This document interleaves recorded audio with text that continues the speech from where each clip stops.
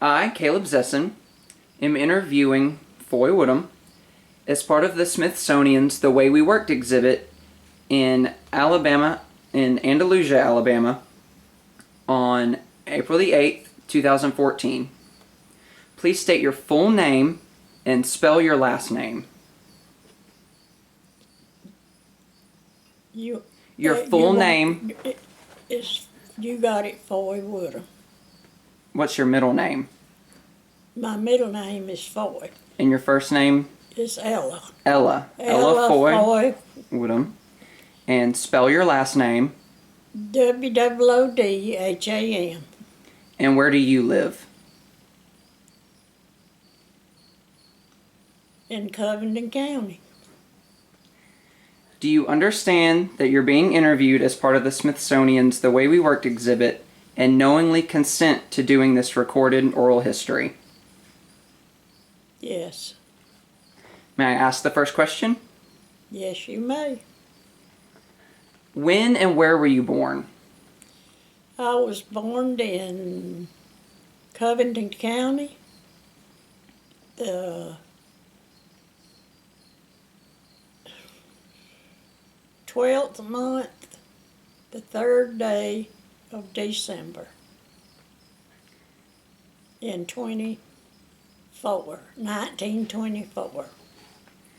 And were you born at a hospital? Where was that? No, I was born in my parents' house. So tell me a little bit about your parents. Well, my mother, I'm a twin. I had a twin brother. And when our mother gave birth to us, in 2 weeks she died. And my daddy was Singleton Davis. And he was a teacher, school teacher. And he was born in around Elba, Alabama. I don't remember what year he was born and all. But anyway, he was a very good man, a strict man. When he said something, he meant it. And I'm that much like him. Okay. That's enough. So, when you were growing up, around the house, did you have any chores that you had to do? Yes. I milked the cow. I'd rather milk the cow than to wash dishes. So, but there was a time that they wouldn't allow me to go to the cow pen. If a cow was in heat or anything else, I weren't allowed to be around at all. And such as that was not taught when I was coming up. You didn't hear sex and things like that. You just didn't hear it. And now then you advertise it.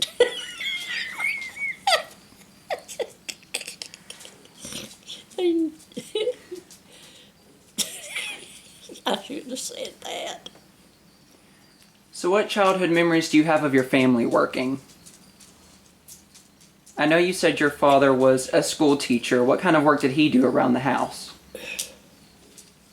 Well, he done anything that come up, just about it, yeah. But now that was before my time. He married 3 times, had children by 2 wives, and he taught school with his older children than he did with me. Yeah. He had done quit school, teaching school, when I was born. Yeah. So, as a child, what do you first remember wanting to be when you grew up?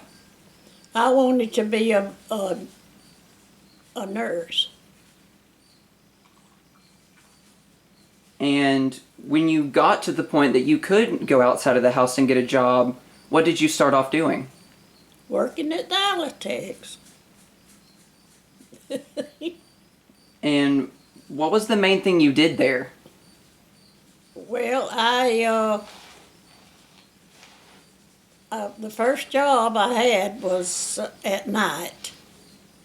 And then it was, they called it the prosperity machine. They had the starching, the collar, we made shirts. And they had what they called a starching machine. It starched the collar. And then they had what they called the prosperity machines, which you put that collar on the machine and it dried the collar. And when it was dry, it was stiff as a board. Thereabout, you couldn't hardly bend it. Well, you had to dampen it with the cloth above the band there, where you could bend it down and make it fit the neck of the shirt. And then I had to button it up. And I also had to, no, I got that mixed up with when I transferred from there to the pressing department. And then I was the collar girl. And that's when I had to dampen it and bend it down and button it up. Well, the style come in that we had button-down collars. Well, when we got it bent down to where we could take that arm and curl it, you had to take a little, I don't know, they called it a buttoner, which you take and button that collar on to the shirt. And then you button down the front. Then you button the sleeves, and I had to press them. And then the next girl was called the front presser. She pressed the front, and then the folder was next, and she folded it. And then the examiner examined it and said whether it was all right or not. That was it. Then go ahead.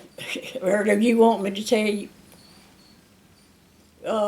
Then I transferred to the pinning department, cutting room, what they really called it.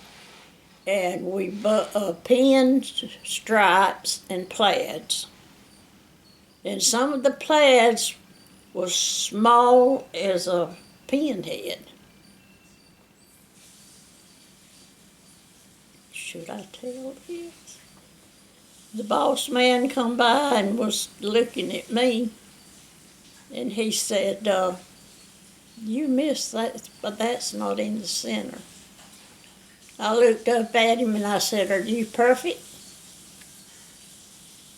He went and got the union for me. But they didn't fire me. And we pinned the plaids, and then we pinned the fronts of the plaid shirt. And it was a piece of material, it was, I would say, about,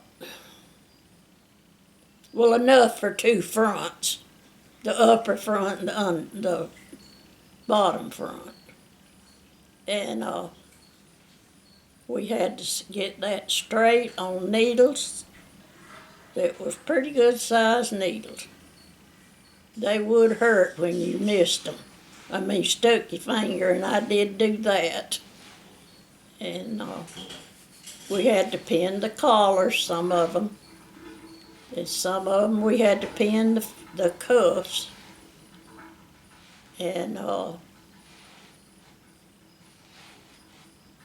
they made, when I first started there, they made shorts. And then the Andela transferred over to the Alatex and made pants. And my husband worked on the pants for several years. And that's all I know. Well, tell me a little bit more about your husband. Well, he worked there, I would guess, about maybe 10 or 15 years.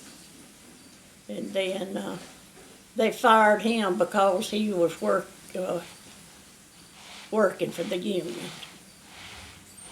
And then he quit there, or they fired him, and he went to work with the county as a bulldozer operator.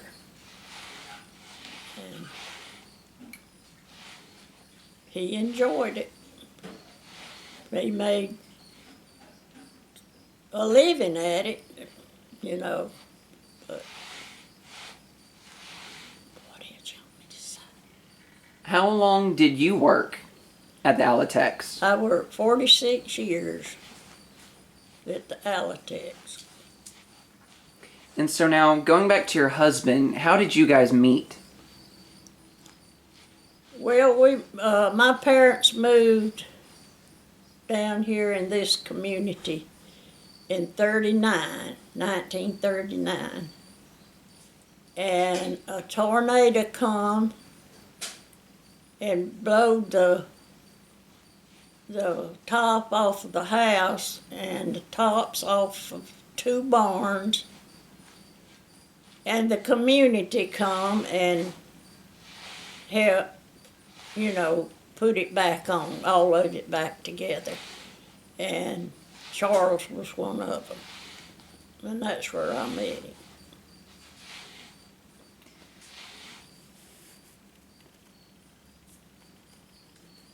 So now, natural disasters and things like that, you've mentioned storms. Mm.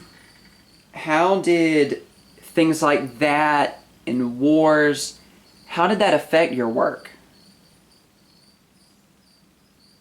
Well, I weren't working then. I think I was about 12, 13 years old when that happened, yeah. And we married when I was 15. And how old was he? He was 19. So how long was it after your marriage that you two started raising a family, going to work? We married in 41. I was 15. I went to work at the Alatex when I was 15, and I had supposed to have been 16, but I told the store and I told them I was 16. I was really 15. Yeah. And so when did you guys start raising a family? Well, we'd been married a little over a year when I got pregnant first. That was, yeah, that's right, 40. Hayward was born in 42 or 43, I forgot which. I can't remember all that bull. How many children did you have? 8. And what was it like going to work, coming back home and raising them? Well, it was hard because, but now when they got big enough to do something, they had to do something. They didn't sit and watch TV. Of course, there weren't no TVs then. But they had chores to do. But they, when they got old enough, they went to pick cotton. They chopped cotton. And I raised my kids to work. That's the reason why they good workers today. They know how to do it. We're gonna see some hard times. They gonna be kids that ain't gonna know how to do nothing. Now you ain't one of them, 'cause I know that your mama makes she makes y'all help her. And I'm proud of her. This way of letting a young'un sit in front of a TV all the time, it ain't good for them. It ruins their eyes. That's the reason why some of these little ones, and then these old telephones that's come out, sitting here, psh, psh, psh, psh, psh. That's not good for their eyes either. You want me to shut up? And, you mentioned when you first had kids, there weren't TVs around. And now we have televisions everywhere, smartphones. Mm-hmm. What was that like, seeing all the technology change around you? Well, it was amazing to me that God give people knowledge to do these things. But He didn't put them here to be used like some of them's being used. It's the way I believe it. Now, you may believe it another way, but some of it's good and some of it's bad, is the way I see it. You do too. So, you mentioned that growing up you wanted to be a nurse. And then you ended up working 46 years at a textile factory. How did that come about? How did you decide that you were going to work at Alatex?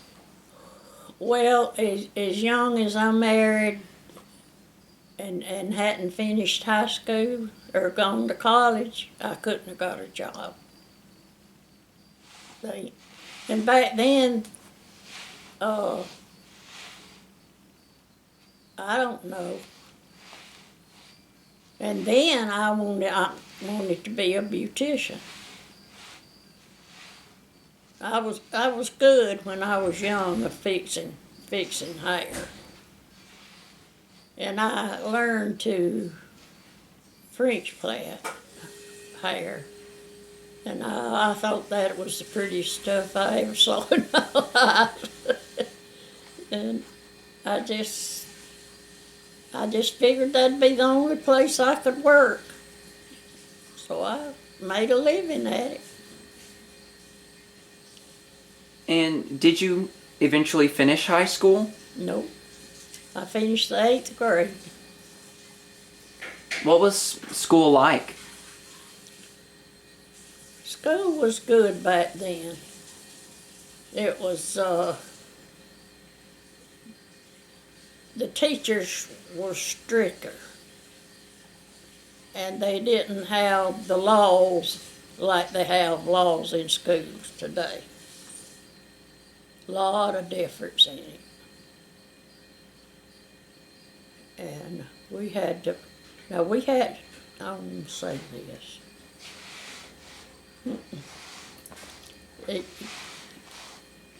Some smart aleck might take it up. You know what I mean. Well, you've talked a lot about it's so different now. How do you see it changing into the future as we move forward? Well, the way I see,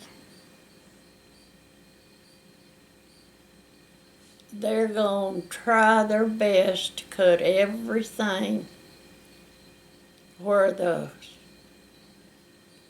poor class of people, or the middle class of people, I'll say, can't have nothing, nor nobody else have nothing. Because the way it's going now, And the way the governments are doing, it's just the Bible fulfilling.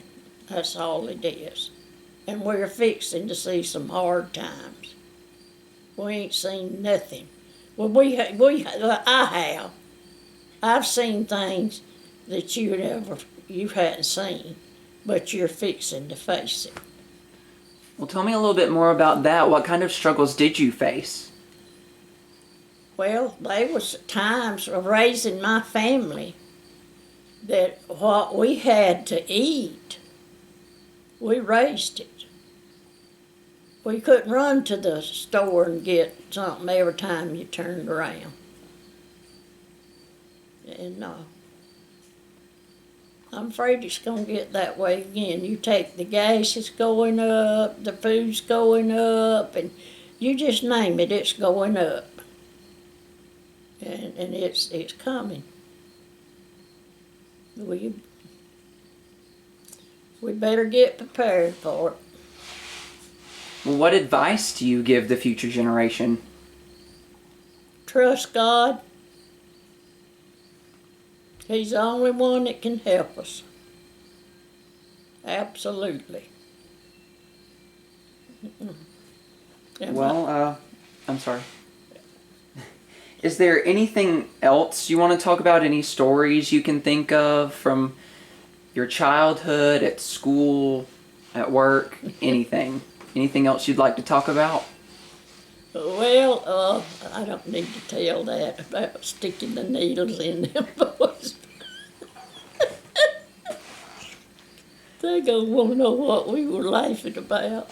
Anyway, when I was growing up, I was the only girl my mother had. And I had 4 whole brothers and 5 half-brothers and 4 half-sisters. And they were all married except one when I was born. Well, I grew up and I had 2 nephews that lived across the road from us, and they played with us. And I've just always, I reckon, been mean. They say I am. Hey, but anyway, I had a good life, growing up. We loved each other, and that means a lot. Just loving a big family like that. And it was, my daddy was very strict on us. You didn't talk back to him. He'd pop you. He caught us smoking one time. There's an old car shed outside the house, and them boys would give me cigarettes not to tell on them for smoking. But he seen the smoke coming out of the cracks of that old car shed, and he called us at it. We paid for it. He whooped us, every one of us. Hey. Well, I want to thank you for your time, and thank you for letting me come and interview you. Well, honey, I enjoyed it. Just don't let everybody know that. I could tell you some more, but I ain't.